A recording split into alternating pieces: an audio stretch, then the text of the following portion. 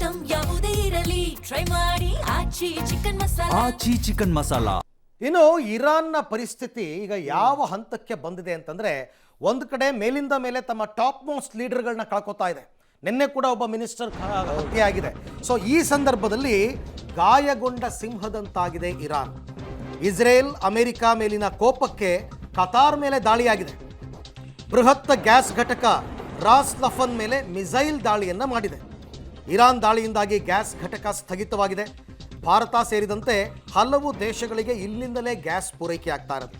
ಮುಂದಿನ ದಿನಗಳಲ್ಲಿ ಗ್ಯಾಸ್ನ ಅಭಾವ, ಬೆಲೆ ಏರಿಕೆ, ಬಿಸಿ ಎಲ್ಲವೂ ಇದೆ. ನಮ್ಮ ಭಾರತಕ್ಕೆ ಕೂಡ ಈ ಗ್ಯಾಸ್ ಸಪ್ಲೈ ಆಗ್ತಿರೋದು, ಅತಿ ಹೆಚ್ಚು ಸಪ್ಲೈ ಮಾಡೋದು ಕತಾರ್ ದೇಶದವರು.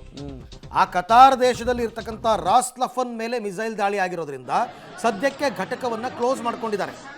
ಹಾಗಾಗಿ ಇನ್ನು ಮುಂದಕ್ಕೆ ನಮ್ಮ ಭಾರತಕ್ಕೆ ಬೇಕಾದಂತಹ LPG ಸರಿಯಾದ ಪ್ರಮಾಣದಲ್ಲಿ ಬರುತ್ತಾ ಇಲ್ವಾ ಅಂತಕ್ಕಂಥದ್ದೇ ಪ್ರಶ್ನೆಯಾಗಿ ಉಳ್ಕೊಂಡಿದೆ.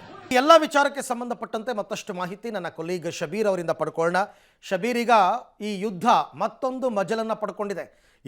ಇರಾನ್ ಆಗಿರ್ಬೋದು ಅಥವಾ ಇಸ್ರೇಲ್ ಆಗಿರ್ಬೋದು, ತೈಲ ಘಟಕಗಳು ಮತ್ತು ಈ ನೈಸರ್ಗಿಕ ಅನಿಲ ಘಟಕಗಳ ಮೇಲೆ ದಾಳಿ ಮಾಡ್ತಾ ಇರ್ತಕ್ಕಂಥದ್ದು ಮುಂದಿನ ದಿನಗಳಲ್ಲಿ ಭಾರತ ಸೇರಿದಂತೆ ತೀವ್ರತರವಾದ ಪರಿಣಾಮವನ್ನು, ಅಭಾವವನ್ನು ಎದುರಿಸಬೇಕಾಗಿ ಬರುತ್ತಾ? ಆತಂಕದ ದಿನಗಳು ಮುಂದೆ ಕಾದಿದೆಯಾ ಅಂತ?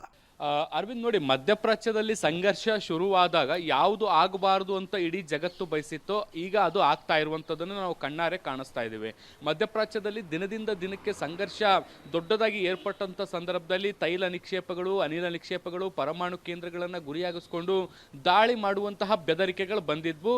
ಈಗ ಅಂತಹ ಸಂದರ್ಭದಲ್ಲಿ ಜಾಗತಿಕ ಮಟ್ಟದಲ್ಲಿ ಕಳವಳಗಳು ಕೂಡ ವ್ಯಕ್ತ ಆಗಿದ್ವು. ಯಾಕೆಂದರೆ ಇಡೀ ಮಧ್ಯಪ್ರಾಚ್ಯದಿಂದಲೇ ಜಗತ್ತಿನ ಬೇರೆ ಬೇರೆ ದೇಶಗಳಿಗೆ ಕಚ್ಚಾ ತೈಲ ಸೇರಿದಂತೆ ನ್ಯಾಚುರಲ್ ಗ್ಯಾಸ್ ರಫ್ತಾಗ್ತಾ ಇರುವಂಥದ್ದು. ಸೊ ಈ ಸಂದರ್ಭದಲ್ಲಿ ಪರಸ್ಪರ ಕಚ್ಚಾ ತೈಲಗಳ ಘಟಕಗಳಾಗಿರ್ಬೋದು ಅಥವಾ ನಿಕ್ಷೇಪಗಳಾಗಿರ್ಬೋದು, ನ್ಯಾಚುರಲ್ ಗ್ಯಾಸ್ಗಳ ಘಟಕಗಳಾಗಿರ್ಬೋದು, ಈ ರೀತಿಯಾದಂಥ ಪ್ರದೇಶಗಳಿಗೆ ದಾಳಿಯನ್ನು ನಡೆಸಿದರೆ ಇದು ಕೇವಲ ಮಧ್ಯಪ್ರಾಚ್ಯಕ್ಕೆ ಮಾತ್ರ ಸೀಮಿತವಾಗಿರಲ್ಲ. ಸಂಘರ್ಷ ಬೇರೆ ಬೇರೆ ದೇಶಗಳಿಗೂ ಕೂಡ ವ್ಯಾಪಿಸುವಂಥ ಸಾಧ್ಯತೆಗಳಿರುತ್ತೆ. ಇದು ಒಂದು.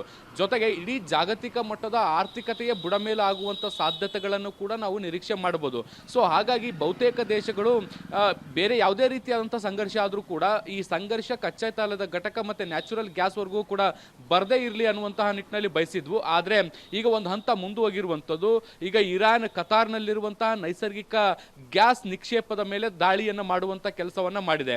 ನೋಡಿ, ಈ ಕತಾರ್ನಲ್ಲಿರುವಂತಹ ಈ ಒಂದು ಅನಿಲ ನಿಕ್ಷೇಪ ಅಥವಾ ಆ ಘಟಕ ಏನಿದೆ, ಇದು ಸರಿಸುಮಾರು 80% ಗ್ಯಾಸನ್ನು ಬೇರೆ ಬೇರೆ ದೇಶಗಳಿಗೆ ರಫ್ತು ಮಾಡುವಂಥ ಕೆಲಸವನ್ನು ಮಾಡುತ್ತೆ. ಕತಾರ್ನಲ್ಲೇ ಇರುವಂಥ ಅತಿ ದೊಡ್ಡ ಗ್ಯಾಸ್ ಪ್ಲಾಂಟ್ ಅಂತಲೂ ಕೂಡ ಇದನ್ನು ಕರೀಲಾಗ್ತಾ ಇರುವಂಥದ್ದು. ಸೊ ಇದರ ಮೇಲೆ ಸುಮಾರು 5 ಕ್ಷಿಪಣಿಗಳನ್ನು ಹಾರಿಬಿಡುವಂಥ ಕೆಲಸವನ್ನು ಮಾಡಲಾಗಿತ್ತು.